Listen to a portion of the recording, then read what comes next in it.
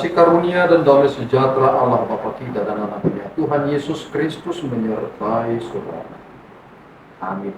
Shalom saudara yang terkasih, senang bisa menyapa saudara di tempat saudara berada hari ini dalam dimensi yang berbeda, tetapi di dalam dunia yang sama. Sebagai insan yang diciptakan untuk Tuhan, sebelum melakukan rangkaian aktivitas kita pada hari ini, marilah kita mengawalinya dengan memuliakan Tuhan lewat pujian kita dan mendengarkan firman Tuhan.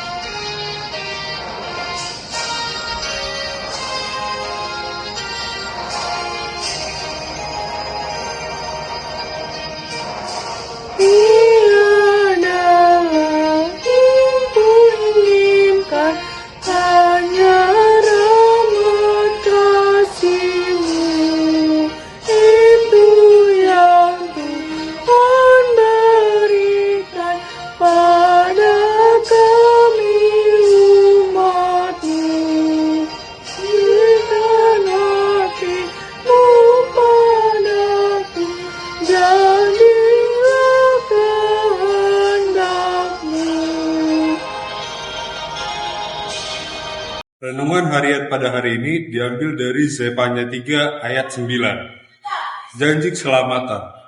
Tetapi sesudah itu aku akan memberikan bibir lain kepada bangsa-bangsa, yakni bibir yang bersih, supaya sekaliannya mereka memanggil nama Tuhan, beribadah padanya dengan bahu-membahu. Demikianlah firman Tuhan.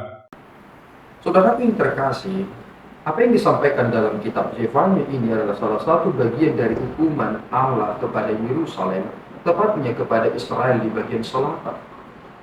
Meskipun Tuhan telah menunjukkan kepada mereka bagaimana banyaknya bangsa runtuh karena mereka menyembah Allah yang bukan Allah, tetapi bangsa ini tetap membuat dirinya tegar tengkuk, mengeraskan hatinya, dan tidak mau mengindahkan seruan pertobatan kepada mereka.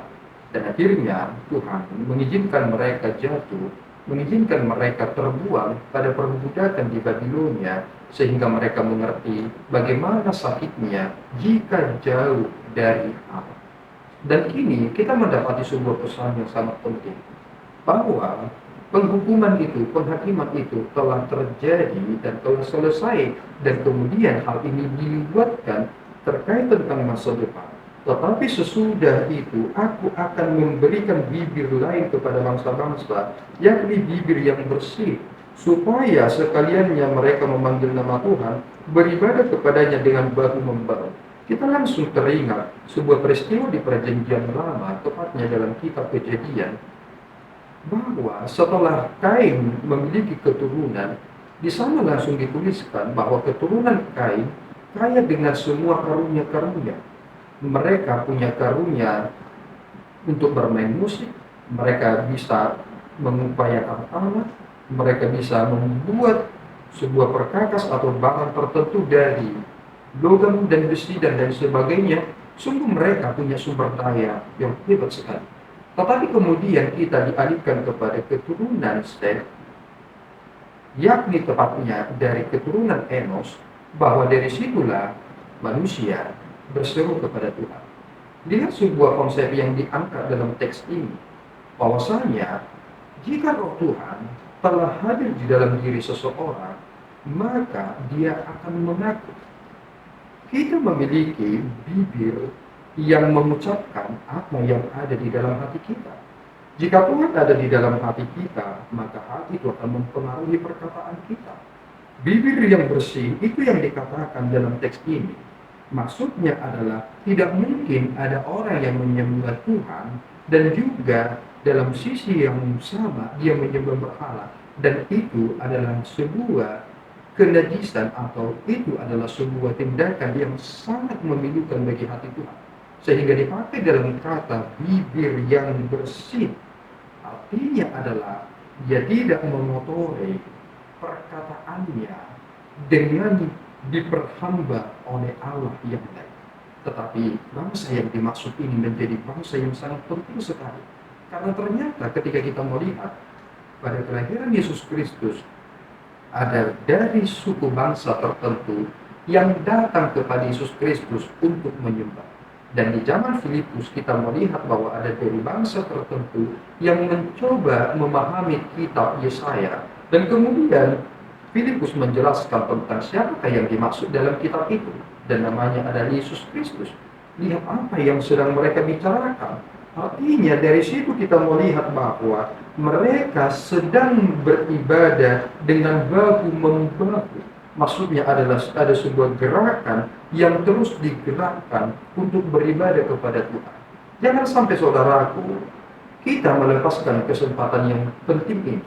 Paulus pernah menyinggung itu dalam kitab Roma, bahwa kekerasan hati dari Israel lah yang menjadikan kita punya peluang.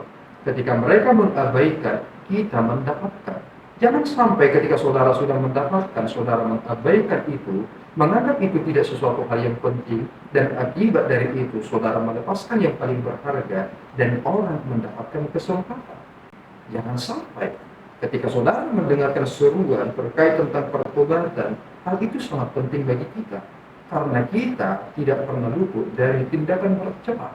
Dan ketika kita mendengarkan itu, hal itu harus langsung mengintrospeksi diri kita, supaya kita jangan jatuh ke dalam dosa yang sama. Kiranya Tuhan menolong saudara. Amin. Kita berdoa.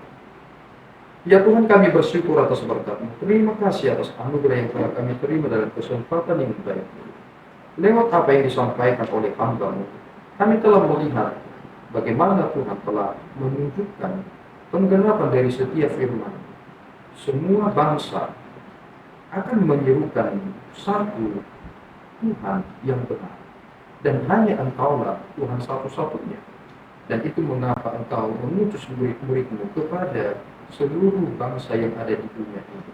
Terpuji Engkau Bapa, karena kami telah ikut dalam kerajaan-Mu.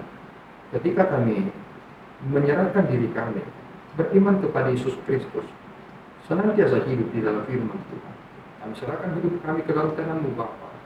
Jangan izinkan kami gagal, tetapi kuatkanlah kami, sertailah kami, supaya kami sampai kepada garis finish itu, sampai kepada tempat yang telah Engkau siapkan bagi kami. Di dalam Yesus kami telah berdoa dan mengucap syukur.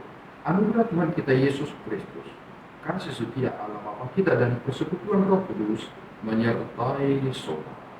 Amin. Tuhan Yesus memberkati.